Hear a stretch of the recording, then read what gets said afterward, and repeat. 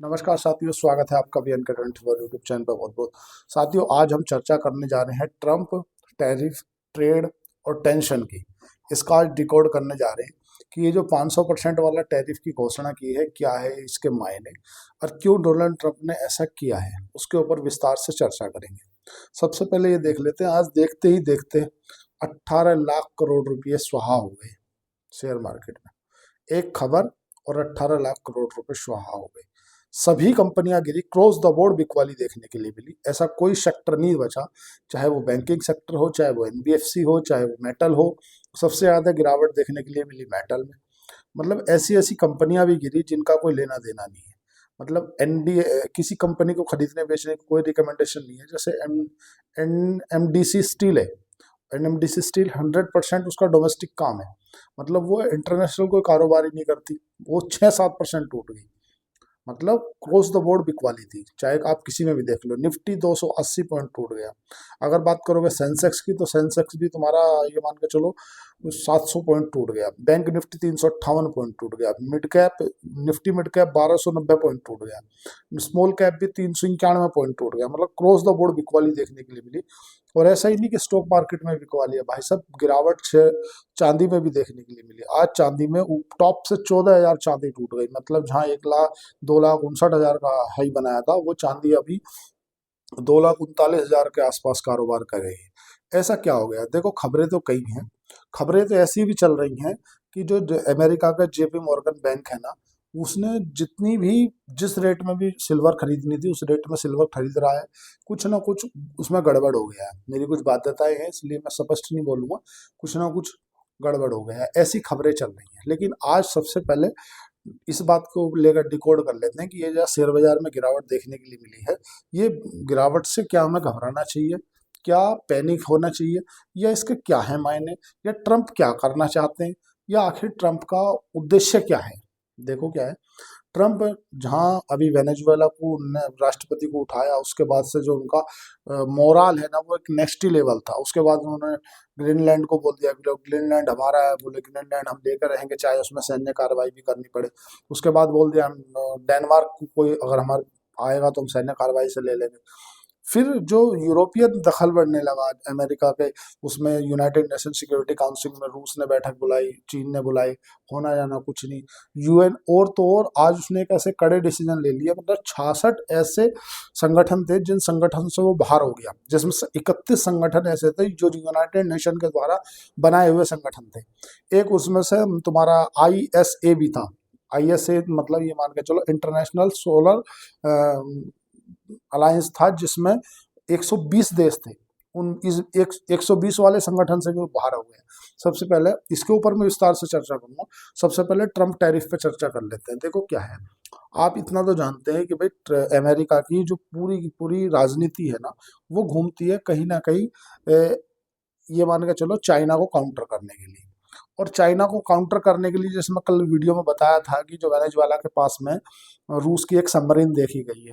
रूस के 2 container vessels है ना, जो उनने पकड़े हैं ना, उनके ऊपर रूस का झंडा लगा हुआ था। लेकिन रूस का जो ट्रांसपोर्टेशन विभाग है, उसने कहा है कि हमने इन्हें टेम्परेरी रूप से झंडा लगाने की अनुमति दी थी, लेकिन साथ में ये भी कहा कि उनके साथ में मानवीय बर्ताव किया जाए। इसका मतलब वे तेल तो लेके जा रहे थे, अमेरिका ने पकड़े। अब वेनेजुएला के ऊपर 100% कंट्रोल किसका है? तो वेनेजुएला पे अब जो वहाँ के मार्को रूबियो है, उन्होंने ये कहा है कि अब वेनेजुएला को अमेरिका चलाएगा, और जिसको भी तेल खरीदना है वेनेजुएला से वो खरीद सकता है, डॉलर में खरीदा जाएगा। और अमेरिका उसका जो प्रॉफिट होगा उसका शेयरिंग वेनेजुएला को भी देगा, और उसमें मतलब अपने आप भी चलाएगा। लेकिन अब फिर से टैरिफ वाले मुद्दे पे आ जाते हैं कि जो 500% का टैरिफ है वो है क्या। दरअसल आज वहाँ का जो सुप्रीम कोर्ट है अमेरिका का, उसके ऊपर एक फैसला आने वाला है। फैसला क्या है कि जो डोनाल्ड ट्रम्प ने टैरिफ लगाए हैं, जो साल भर से उधम मचा के रखा है, ये कितने जस्टिफाई करते हैं, कितने लीगल है, इसको लेकर के इनके जो चैलेंज कर रखा है। तो डोनाल्ड ट्रंप के अगर वो फैसला खिलाफ आ जाता है, तो उसने एक सेकेंडरी केवल हस्ताक्षर किए। अभी वहाँ की जो संसद है ना, एक तो सेनेट है, कांग्रेस है। हमारी वाली कांग्रेस नहीं, उनके जो लोअर सदन है उसे कांग्रेस बोला जाता है, ऊपर सदन को सेनेट बोला जाता है। जैसे हमारे यहाँ लोकसभा और राज्यसभा होती है, ऐसे ही। तो क्या है कि पहले राष्ट्रपति उसे मंजूरी देता है कि हाँ भाई ये बिल आप ले आओ। तो ये केवल बिल था। उस बिल में अनुमति दी है ना कि हाँ 500% का हम टैरिफ लगा सकते हैं। देखो इससे क्या मायने हैं या इस पर क्या इम्पैक्ट पड़ने वाला है, सबसे पहले ये समझ लो। भारत और तुम्हारा ब्राजील, ये दो देश ऐसे हैं जो अभी 50% का टैरिफ झेल रहे हैं। लेकिन एक सडनली टैरिफ के बाद केवल आप अपना ईगो सेटिफाई करते, उसके बाद व्यापार करना असंभव है। मान लो मैं ये टी शर्ट बेच रहा हूँ अमेरिका में, ठीक है, और 10% का टैरिफ दे रहा हूँ, तो 100 रुपए की टी शर्ट मेरी 110 में व्यापारी लेता है, 120 में बेचता है अपने वहां के कस्टमरों को। अब तुम बोलोगे 100 रुपए की टी शर्ट है, ये आपको 600 रुपए की अमेरिका में बेचनी है। व्यापारी बोलेगा 110, 115, 118 में बांग्लादेश पाकिस्तान की मिल जा रही है। तो मतलब वो व्यापारी नहीं होना, फिर तो आपको केवल ईगो को अपने सर्टिफाई करना है। दूसरी बात क्या है कि जो जिस तरह से जो ब्रिक्स करेंसी है ना, जो लोग है ना वेनेजुएला से तेल खरीद रहे हैं या रूस से तेल खरीद रहे हैं, तो उनसे वे अपनी लोकल करेंसी में ट्रेड कर ले रहे हैं। तो कहीं ना कहीं जो डॉलर को ना एक चैलेंज मिलता जा रहा है, डॉलर का जो स्वामित्व है ना वो खत्म होता जा रहा है। डॉलर को टक्कर मिल सके ऐसा डोनाल्ड ट्रंप चाहते नहीं है। डोनाल्ड ट्रंप को चाहे सैन्य शक्ति, चाहे कुछ भी, चाहे इकोनॉमिक प्रेशर डालना पड़े, कुछ भी करके उसे अपने डॉलर की संप्रभुता बचा कर रखनी है। वो चाहता है कि पूरे विश्व में डॉलर का जो डंका है ना वो बजता रहना चाहिए। अब वो ब्रिक्स वाले देशों को भी उनने काउंटर किया, क्योंकि जो भारत, चीन और रूस है, ब्राजील, यही ज्यादा चार देश हैं। तो रूस तो अल्टीमेटली पहले युद्ध में, तो ये जो तीन देश है ना, रूस क्या समर्थन करते हैं या रूस को अल्टीमेटली कहीं ना कहीं फंड प्रोवाइड करते हैं।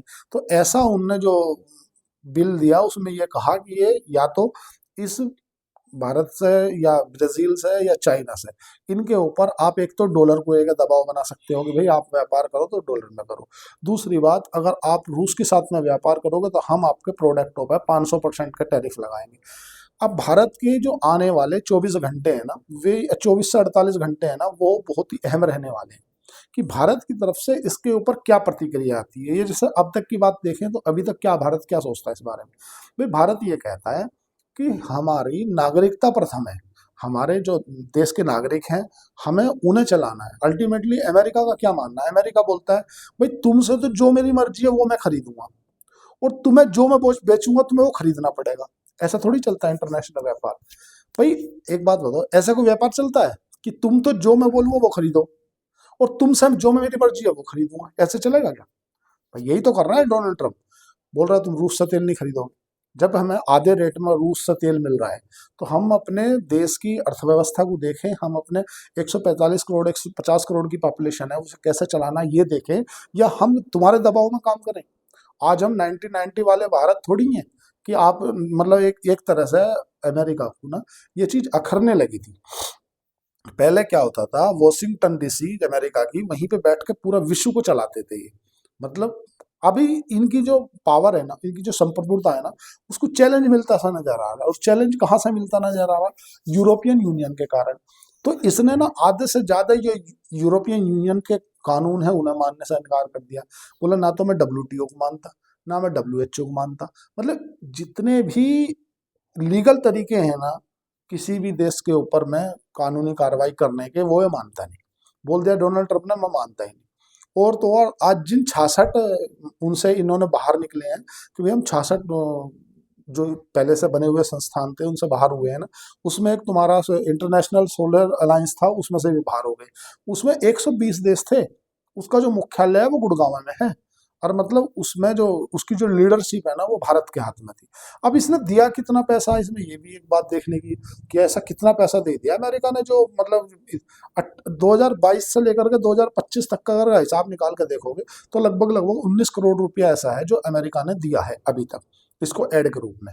अमेरिका क्या चाहता है? अमेरिका ये कहते हैं फालतू के चक्कर में हमें नहीं पड़ना। हम ना इसमें से देखो, ये मान के चलो 19 तो ऐसे संस्थान है या ऐसे हैं जिनको कहीं ना कहीं क्लाइमेट चेंज से लेकर के, दुनिया में जो ग्लोबल वार्मिंग हो रही है या जो क्लाइमेट चेंज हो रहा है, दुनिया पर जो प्रदूषण का इम्पैक्ट हो रहा है या जो पब्लिक मर रही है उसको लेकर के है। तो इन्हें बोलते हैं दुनिया मरे तो मरे, मुझे कोई मतलब नहीं है, मैं तो तेल बेचूंगा और तेल बेच कर दुनिया को प्रदूषण में फैलाऊंगा। इससे क्या ग्लोबल वार्मिंग बढ़ेगी, समुद्र का जल स्तर बढ़ेगा। बोलो डूब जान दो, मरन दो सबको, मैं तो जाकर ग्रीनलैंड में रह लूंगा। बोले ग्रीनलैंड डूब जाएगा तो बोले फिर अलास्का में रह लूंगा। तो इनका सिंपल सा फंडा है कि भाई ये इन चीजों को मानते नहीं। बोले हम काय के लिए फोकट में पैसा दें। अभी इन्होंने बांग्लादेश और म्यांमार में जो वे भूखे भरगे जो छोड़े आए, जैसे झुग्गी झग्गी में रह रहे थे ना, जो युद्ध के दौरान आ गए थे, तो वहां के लिए भी ऐड देते थे, वो भी बंद कर दी थी। खैर मुद्दा अभी इस पर भारत की क्या प्रतिक्रिया है? भारत की प्रतिक्रिया ये है कि चाइना इसमें आने के लिए दिलचस्पी दिखा रहा है, और चाइना को इसके अंदर आने से भारत को कोई आपत्ति नहीं है। भारत ने बोल दिया कि हाँ आप आ सकते हो। और साथियों, आपको जान का आश्चर्य होगा, एक काम और हो गया है कि अभी एक खबर आई है, उस खबर की मैं 100% पुष्टि नहीं करता, लेकिन खबर है। खबर ये है कि अभी तक जो वर्ष 2021 में गलवान घाटी में जो हमारा और चाइना का जो मतभेद हुआ था, उसके बाद से भारतीय किसी भी कंपनी में चाइना की एंट्री बंद हो गई थी। तो अभी वो उस एंट्री पे बात बन सकती है, मतलब वो भारतीय जो टेंडर है ना, उन टेंडरों में चाइना की कंपनियों को एंट्री मिल सकती है। और उस पर जो अंतिम फैसला है वो पीएमओ लेगा, प्रधानमंत्री कार्यालय लेगा। लेकिन 100% ये श्योर है कि बात बन चुकी है, और सरकार इन लोगों के लिए ओपन करने जा रही है कि भाई अब आप व्यापार कर सकते हैं, मतलब हमारे जो टेंडर है ना, उन टेंडरों के अंदर आप बोली डाल सकते हो। इसका मतलब ये है कि जो अमेरिका चाहता है उसके बिल्कुल विपरीत हो रहा है। अमेरिका क्या चाहता है? अमेरिका ये चाहता है कि भाई कहीं ना कहीं भारत को अपने फेवर में लेकर चाइना को काउंटर किया जाए, ठीक है। और जिस तरह से अमेरिका हमारे पर दबाव डालकर, प्रेशर में डालकर काम कराना चाहता है, वो कहीं ना कहीं भारत को मजबूरन लाख हमारे मतभेद होने के बाद भी चाइना के करीब ले जाकर खड़ा कर देगा। और जब हम जैसे जैसे चाइना के करीब जाएंगे, देखो ऐसी बात नहीं है कि अमेरिका को इससे दुख नहीं होगा। अल्टीमेटली जो जो बम ये फोड़ रहे हैं ना, उस बम का नुकसान इन्हीं को होना है। क्यों होना है यार, मैं ऐसा कैसे कह रहा हूँ, मुझे क्यों पता है? देखो जो ब्लैक रॉक है ना, ब्लैक रॉक सबसे ज्यादा पैसा रखने वाला फंड है। ब्लैक रॉक मतलब ऐसा मान लो कि आधी दुनिया का बैंकों के जितना पैसा ब्लैक रॉक के पास में है अकेले, समझ गए? तो ब्लैक रॉक ने ज्यादातर जो पैसा है ना, अमेरिका की ट्रेजरी बॉन्ड में डाल रखा था। अमेरिका की ट्रेजरी बॉन्ड में अब हुआ क्या है कि जो अमेरिका का डेट टू जीडीपी रेशो है ना, या डेट टू पब्लिक रेशो है, वो पता कितना है? 38 ट्रिलियन डॉलर हो चुका है। तो अब इससे जिस तरह से, जैसे मान लो मैं किसी ना किसी बॉन्ड में पैसा लगाता हूँ किसी कंपनी के, तो मैं उस कंपनी में ये देख लेता हूँ कि भाई ये कंपनी 7-8% के हिसाब से बढ़ रही है, और मेरे को इतना परसेंट पैसा मिलता रहेगा। लेकिन जिस तरह से अमेरिका की नीति है ना, उन नीतियों को देखते हुए ब्लैक रॉक के बड़े फंड मैनेजर ने कहा है कि भाई हम इस पैसे को ना फैलाने जा रहे हैं। जो इमर्जिंग मार्केट है, मतलब जो उभरते हुए शेयर बाजार हैं, उनमें डालेंगे, या हम इसे गोल्ड में डालेंगे, या हम इसे रियल एस्टेट में डालेंगे, पर अल्टीमेटली अमेरिका के बॉन्ड मार्केट से इस पैसे को निकालेंगे। इसका मतलब मार्केट में वो बॉन्ड डंप करने वाले हैं। मार्केट में बॉन्ड डंप करेंगे तो इससे होगा क्या? अमेरिका की जो बॉन्ड यील्ड है ना, वो बढ़ जाएगी। अमेरिका की बॉन्ड यील्ड बढ़ जाएगी तो इससे क्या हो जाएगा? होगा ये कि अमेरिका पहले ही जिस तरह से सुनने में आ रहा, देखो इस बात की मैं पुष्टि नहीं करता, लेकिन अमेरिका का जो जेपी मॉर्गन बैंक है ना, वो बहुत गड़बड़ सड़बड़ चल रहा है। मैं स्पष्ट नहीं बोल रहा, लेकिन कुछ गड़बड़ चलबड़ चल रहा है। तो इससे अमेरिका एक पैनिक वाली सिचुएशन में है, क्योंकि जिस हिसाब से उनका डेट टू जीडीपी बढ़ता जा रहा है ना, मतलब कर्ज बढ़ता जा रहा है, प्रति व्यक्ति कर्ज बढ़ता जा रहा है, उस हिसाब से उनके अंदर रिसोर्सेस नहीं है। मतलब रिसोर्सेस, पैसा तो बहुत है यार, उसके पास पैसा तो बहुत है, पर लेकिन जीडीपी को ग्रो नहीं कर पा रहे उस हिसाब से। जैसे अभी हमारा जो जीडीपी का अनुमान है वो 7.5% लगाया उन्होंने, मतलब 6.5% से 7.5% मान लो मोटा मोटा। उनकी जीडीपी 2% से बढ़ रही है, और जो डेट टू जीडीपी है वो ज्यादा बढ़ रहा है। तो ब्लैक रॉक ने कहा कि भाई इस पैसे को घुमाएंगे, मतलब एक समझ ले पोर्टफोलियो को 4-5 हिस्सों में डालेंगे। अभी हमने जो ज्यादातर पैसा अमेरिका के बॉन्ड में डाल रखा था, उसके पीछे कारण ये था कि अमेरिका की जो पॉलिसी थी ना, वो कहीं ना कहीं हमें स्टेबल नजर आ रही थी। लेकिन अभी जो अमेरिका बिना हुए डिसीजन ले रहा है। एक तो क्या है कि ज्यादातर अपनी सैन्य शक्ति पे जो सा डिफेंस पर ज्यादा बजट बढ़ा रहा है। दूसरा जियो पॉलिटिक्स में, जहां इसका कोई लेना देना नहीं, वहां पे भी जाकर इंटरफेरेंस कर रहा है। इन केस अगर सिचुएशन बिगड़ी तो भाई ब्लैक रॉक तो पूछो कि जिस अल्टीमेटली जिसका पैसा लगा रहता है, डर तो उसी को लगता है ना कि यार देखो अमेरिका की जो नीतियां है ना, इन नीतियों से अच्छे बताओ जो 500% का टैरिफ लगेगा, अगर भारत की तरफ से कार्रवाई हो जाती है कि हम जो अमेरिका की जो यहाँ पर डिजिटल कंपनी है, चाहे उसमें गूगल है, चाहे उसमें फेसबुक है, चाहे उसमें व्हाट्सअप है, चाहे मतलब माइक्रोसॉफ्ट है, जितनी भी कंपनियां हैं इनके ऊपर डिजिटल टैक्स लगाने जा रहे हैं हम भी 250% का। तो क्या करोगे भाई? देखो ये शुक्र है कि बहुत बड़ा शुक्र मानो कि जो नेट है ना, ये नेट रिलायंस का है। हाँ ये मान लो कि ये तुम्हारा बंद नहीं होगा जब तक मोटा भाई नहीं चालेंगे, जब तक तुम्हारा नेट नहीं बंद होना। अन्यथा ये इसके ये भी हाथ में था, अगर हम पूरा का पूरा स्पेस एक्स को दे देते, सैटेलाइट को उसे दे देते, तो वो बोलता कि मैं वन वन क्लिक पे तुम्हारा पूरे देश का नेट बंद कर सकता हूँ। हमारा भारत का सबसे बड़ा यूपीआई इंटरफेस, जो आज भी मतलब विश्व में सबसे ज्यादा ट्रांजेक्शन करता है, वो खैर हमारा खुद का है।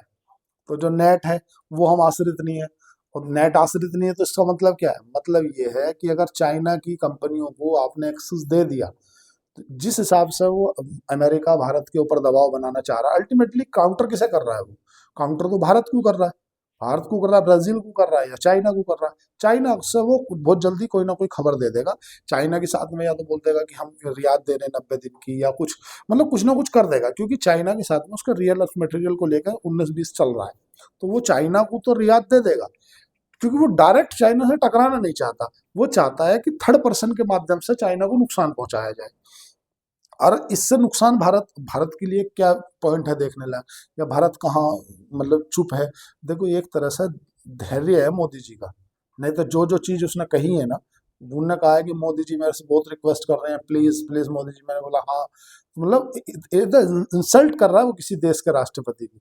लेकिन वो चाह रहा है कि कोई कुछ बोले, बोल कोई कुछ नहीं रहा है, तो उसे कर लेना दो, तो अपने मन की कर ले जो करना। डब्ल्यूटीओ को मानता नहीं, डब्ल्यूएचओ को मानता नहीं, तुम्हारा ग्रीन एनर्जी सोलर एनर्जी से रिलेटेड जितने भी प्रोजेक्ट थे उन सब से वो बाहर हो गया, बोले मैं सब मानता नहीं। आज भी एफआईआई की अगर बात करोगे तो तुम्हारा 3367 करोड़ रुपए की बिकवाली करी है। और वहीं अगर डीआईआई की बात करोगे ना, घरेलू संस्थागत निवेशकों की, तो भाई साहब उन्होंने 3700 करोड़ रुपए की खरीदारी करी है। 3300 करोड़ एफआईआई ने बेचा और 3700 करोड़ डीआईआई ने खरीदा।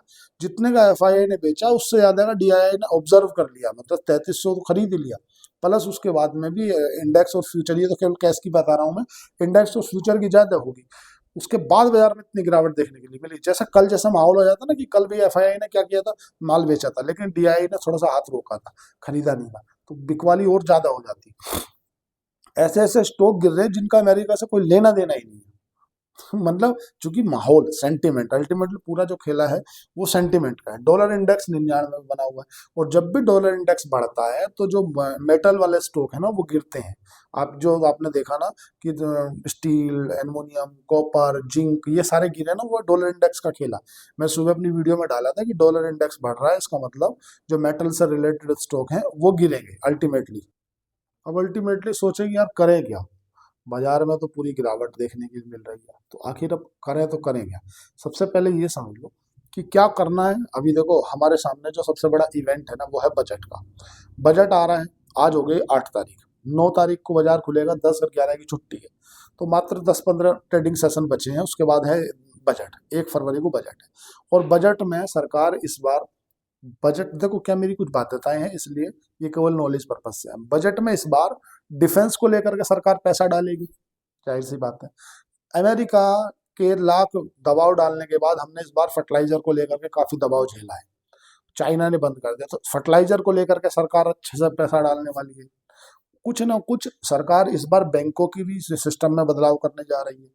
और तो और सरकार को सबसे ज्यादा जो इम्पोर्टेंट है ना, जो सरकार देख रही है अपने आंखों के सामने, जीएसटी कट हुआ, मैन्युफैक्चरिंग को सरकार बढ़ावा दे रही है, शिप बिल्डिंग इंडस्ट्री को सरकार बढ़ावा दे रही है। क्योंकि हम कहीं ना कहीं ज्यादा देर निर्भर नहीं रह सकते कि दूसरे के ऊपर, तो हमें अपना कुछ बनाना पड़ेगा। और इस बार जो कुछ टैक्सेस है ना, उन टैक्सेस में भी बदलाव कर सकती है सरकार। जैसे मतलब अपने जो 12 लाख को सब कुछ बढ़ा सकती है, 15 लाख कर दे, या जो बाहर से लगने वाला टैक्स है उस पे, मतलब हम जो दो देशों के बीच में जो व्यापार होता है उसके बीच में जो टैक्स लगता है, उसके बीच में भी कुछ ना कुछ फेरबदल कर सकती है। तो इसलिए पैनिक में आकर कोई भी डिसीजन ना ले, कभी क्या हो जाए। 500% का टैरिफ लगा है, पता चले डोनाल्ड ट्रंप बोल दें, अभी तो अगले हफ्ते तो इसके ऊपर पहले वोटिंग होगी, वोटिंग में क्या होता है उसके बाद 500% अधिकतम है कि अधिकतम 500% है, क्या होता है अल्टीमेटली। ट्रंप का जो दबाव डालने का कारण है ना, वो ये चाहता है कि भाई मैं किसी भी तरीके से जो डॉलर की मोनोपोली है ना विश्व पर, एक तो वो बनी रहे, दूसरा अमेरिका का हस्तक्षेप रहे, ऐसा ना हो कि अमेरिका को लोग बाईपास कर दें। और ऐसा हो रहा था यूनाइटेड नेशन के कारण, यूएन के कारण लाख कुछ होता है। यूएन का कुछ मानता है ट्रंप? कुछ भी नहीं मानता। WTO को मानता है? नहीं मानता। उसे जो करना है वो कर देता है। हालांकि आज उसका एक फैसला आना है कोर्ट का, अगर वो फैसला आ जाता है ट्रम्प के फेवर में तो कोई दिक्कत नहीं है। और अगर वो आ जाता है मतलब ट्रम्प के विपक्ष में, तो इसने एक नया मतलब ग्लोबल मार्केट पे या जियो पॉलिटिक्स पे या इंटरनेशनल जो देश है ना, उन पर व्यापारिक दबाव बनाने के लिए एक अलग से एक लिफाफा तैयार कर लिया कि मैं 500% का टैरिफ लगा दूंगा। भाई इन्हें ये तीन ही देश दिख रहे क्या? ये बताओ ना। ये जो यूरोप के देश है वो नहीं खरीद रहेगा रूस से एनर्जी, या केवल भारत ही खरीद रहा है? अल्टीमेटली कुछ भी नहीं है, केवल एक प्रेशर टैक्टिक्स आजमाई जा रही है। और 100% ये जो ताबूत हो ना, ताबूत में आखिरी कील ठोकने के बराबर है। ये जो जिस तरह से ट्रम्प कर रहे हैं ना भारत के साथ में, आखिरी कील ठोकने के बराबर है। क्योंकि भारत एक ऐसी जन्मभूमि है जहाँ बड़े बड़े चाणक्य हुए हैं, और हम उस मातृभूमि से आते हैं जो कि मौके पड़े पे ही चौका मारते हैं। आपको मालूम है आचार्य चाणक्य चाणक्य कैसे बने? आचार्य चाणक्य का अपमान किया था। हाँ जी, अपमान कर दिया था, और अपमान करने के बाद मैं बाहर निकाल दिया था। और उनने फिर ऐसे एक लड़के को राजा बनाया कि मैंने इतिहास जानता है। लेकिन भारत की जो मातृभूमि है ना, वो एक ऐसी भूमि है कि जब हम सहनशीलता पे आए तो सहनशीलता भी बहुत है, और अल्टीमेटली झुकना उन्हें ही पड़ेगा। अभी हमें शॉर्ट टाइम के लिए नुकसान होगा, इसमें कोई दो मत नहीं है।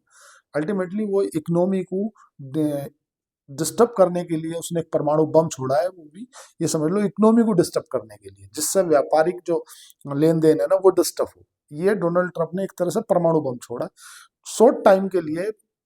अल्टीमेटली नुकसान होगा, इसमें कोई दो मत नहीं है, एक दो क्वार्टर, दो तीन क्वार्टर, लेकिन कुछ ऑब्जर्व हो जाएगा। अगर भारत ने चीन के साथ में व्यापारिक रिश्ते खोल दिए तो उससे और उसे खनक लग जाएगी। क्योंकि भाई देखो ना, चीन क्या कहता है? चीन तो बार बार कहता है कि यार तो चलो पुराने गिले शिकवे भुलाओ और अपन सब दोस्त हैं। और इसमें रूस आता है साथ में। रूस तो कहता है ना RIC बना लो, रूस इंडिया और चाइना। ऐसा नहीं है कि भारत ऐसा नहीं कर सकता, लेकिन अगर इसके ऊपर उनने कोई परसों की आपने बयान सुना डोनाल्ड ट्रंप का? परसों क्या कहा डोनाल्ड ट्रंप ने? बोले मोदी जी मुझे खुश करना चाह रहे थे, और उन्हें पता है कि मैं खुश नहीं हूँ। भाई तो तूने साल भर से हमारे व्यापारियों को नुकसान पहुंचा रहा है, तो खुश कहाँ से? काय का खुश? पाकिस्तान अच्छा लग रहा है, पाकिस्तान में 18% का टैरिफ है, हमारा तो 50% का टैरिफ। और वैसे तुम बोलते हो हमारा माई बेस्ट फ्रेंड है मोदी जी। और वो तब है जबकि वेनेजुएला वाले मामले में भारत की तरफ से कोई प्रतिक्रिया नहीं आई। भारत बिल्कुल साइलेंट रहा, बोले ठीक है यार कोई बात नहीं, ये कहा भाई मिलजुल का काम निपटा लो जो है। अल्टीमेटली कुछ नहीं है। भारत की अमेरिका के जो शेयर बाजार हैं उन और भारत के जो शेयर बाजार हैं उनमें एक जो लेवल है ना, वो एक दूसरे को फॉलो करने वाला लेवल अब नहीं रहा। पहले था कि अमेरिका में कुछ था, हमारे यहाँ कुछ था। अब भारतीय शेयर बाजार में ज्यादातर जो फ्लो है ना, वो FII से शिफ्ट होकर DII, मतलब घरेलू पैसा है। और जब किसी देश के अंदर अपना हुक्का अपनी मरोड़ जब जी में आवे तब दे तोड़। ये जो DII का पैसा आप बार बार सुनते हैं ना, आज लगभग 98 दिन हो गए लगातार DII खरीद रहे हैं, घरेलू संस्थागत निवेशक खरीद रहे हैं। तो ये घरेलू संस्थागत निवेशक कौन है? ये भाई तुम्हारे हमारे जैसे भाई तो हैं, जो SIP करते हैं। उस SIP के जरिए से फंड मैनेजरों के पास में पैसा जाता है, और वो फंड मैनेजर पैसा से स्टॉक खरीदते हैं। जो आप बोलते हो ना हम SIP कर रहे हैं, चाहे आप SBI में करो, चाहे कोटक में करो, चाहे HDFC में करो, ICICI में करो, किसी भी म्यूचुअल फंड में आप SIP करते हो, तो वो SIP के जो बड़े बड़े फंड मैनेजर हैं वो क्या करते हैं? वो स्टॉक खरीदते हैं, और उन्हें हम DII बोलते हैं कि भाई घरेलू संस्थागत निवेशक है। जैसे आपने LIC करी, आपके घर एजेंट आया, LIC करके आपका किस्त लेकर चला गया, तो उस पैसे का वो कुछ तो करेगा, तो वो DII खरीद रही है।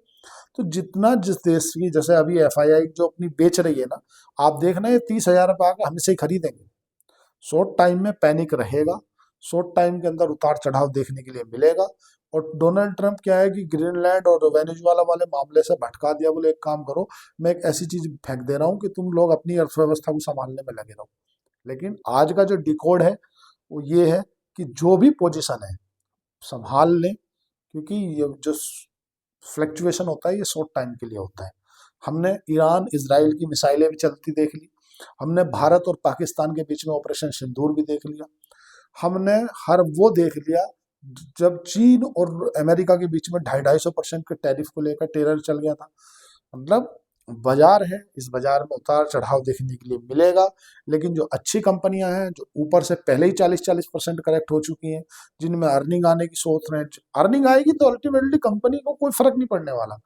पूरा खेला है अर्निंग का। अगर कंपनी का बिजनेस है, बिजनेस में दम है तो होगा, अन्यथा अगर आप कुछ भी खरीदोगे तो कुछ भी से नहीं होगा। सिंपल सा फंडा है कि जो भी कुछ खरीदें बेचें अपने वित्तीय सलाहकार से खरीदें पूछ के, क्योंकि ये स्टॉक मार्केट है दोधारी तलवार, आगे भी चलती है पीछे भी चलती है। तो ये क्या है कि कब क्या हो जाए कोई तय नहीं है। हमें रात को पता नहीं था कि डोनाल्ड ट्रंप ऐसा कोई डिसीजन लेंगे। ऐसा तो था कि कुछ बड़ा करेंगे, लेकिन इतना बड़ा करेंगे ये नहीं पता था। हम सोचे कुछ बड़ा करेंगे और हो सकता है ग्रीनलैंड पे हमला कर दें। हो सकता है, मैंने कल वीडियो भी डाली थी कि अमेरिका की जो डेल्टा फोर्सेस है वो ईरान के ऊपर मंडरा रही है, एक आदेश की दे रही है। ये तो पता था कि कुछ बड़ा करेंगे, पर इतना बड़ा करेंगे ये पता नहीं था। और ये थोड़ा सा पैनिक है, तो इसलिए घबराए नहीं, बहुत सावधान रहें।